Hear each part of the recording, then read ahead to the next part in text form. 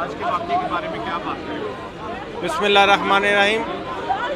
دیکھیں یہ نظر آتا ہے انسان کا کردار، یہ ان کا ضمیر دیکھیں، یہ بے ضمیر لوگ ہیں، کیا ان کے بارے میں الفاظ میں، یہ گھٹیا لوگ ہیں، انہوں نے جو حرکت کی ہے یہ کوئی انسان تو کر نہیں سکتا، یہ جنگل کا قانون انہوں نے بنایا ہوا ہے، اور انشاءاللہ تعالیٰ جو انہوں نے اتنی نیچ حرکت کی ہے، میں یہ سمجھتا ہوں کہ یہ اللہ کی ان پہ لعنت بھی ہوگی، اور یہ آج 22 کروڑ عوام کا جو لیڈر تھا اس کے انہوں نے گھر پہ دعویٰ بولا ہے۔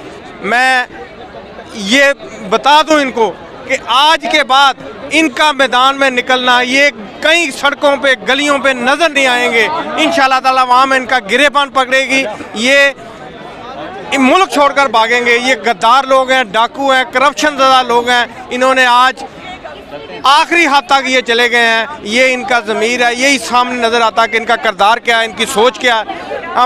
ہمارے پاس وہ الفاظ نہیں ہیں جو انہوں نے گھٹیا کردار ادا کیا ہے، یہ گندے لوگ ہیں۔